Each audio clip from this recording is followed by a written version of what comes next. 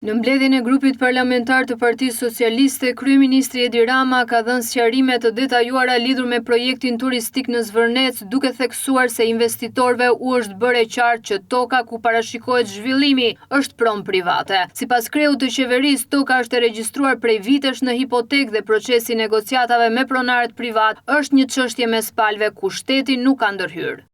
Për projektin e Zvërnecit duhet të shikoni pronat dhe pronarët, pasi ne nuk kemi tokë shtet aty. Dhe copza që mund t'jenë shtet, janë krejtësisht papërfillshme për ambicien tuaj. Kështu që merruni me pronarët. Ky është fillimi 2023. Ju e dini shumë mirë se kush janë njerëz të interesuar, se e di gjithë bota. Dhe këtu duhet ju them diçka. Bota e mbar flet për këtë projekt për shkak të njeriut që e ka promovuar projektin, Xharet Kushnerit. Por bota ka hesape për të larë dhe ka luftrat e veta për të bërë. Prandaj edhe projekti ka pasur qysh sapo ka dalë fjala interesimin e të gjithë mediave amerikane dhe europiane. Por me agjend, jo për të informuar popullin e tyre se sa shumë po zhvillohet Shqipëria, po për të gjetur gjilpëran kasht. Dhe prandaj, investitorët kanë angazhuar ekselencën botërore në arkitektur, në inxhinieri, në mjedis dhe në aspektin juridik, që pretendimet janë legjitime, por ato zgjidhen në gjykata, sepse ndërkohë titujt e pronësisë janë baza e çdo veprimtarie dhe jo pretendimet.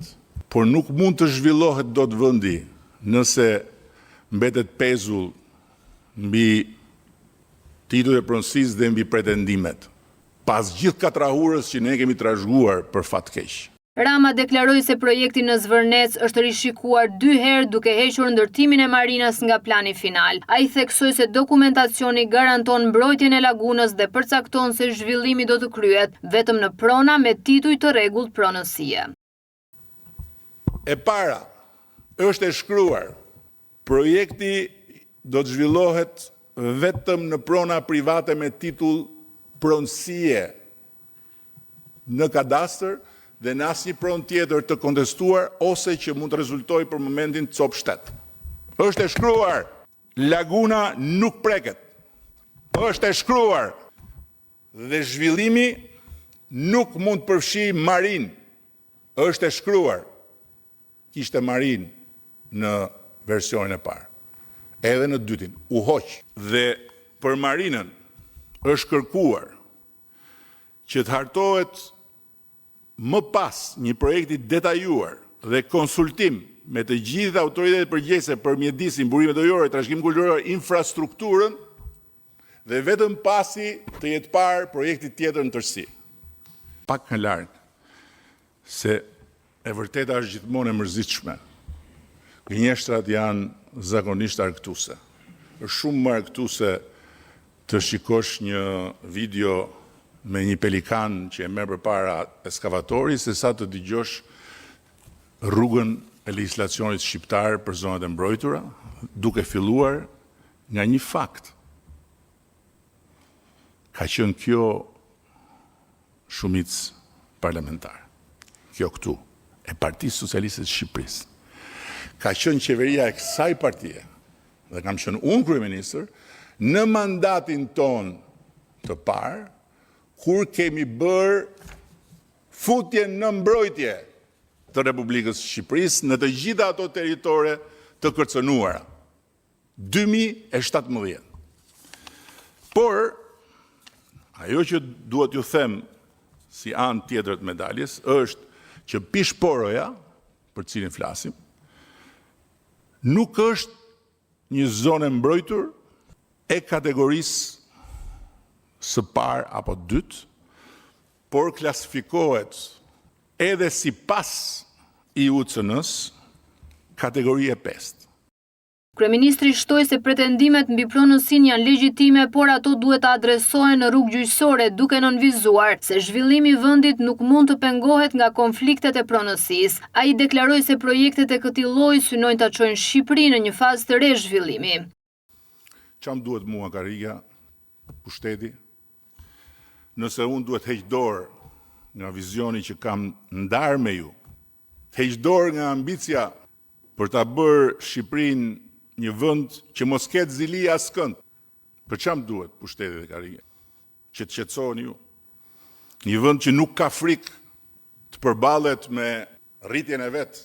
Nuk është më Shqipëria ku nuk afrohej asnjë investitor, është Shqipëria ku të gjithë investitorët duan të vinë.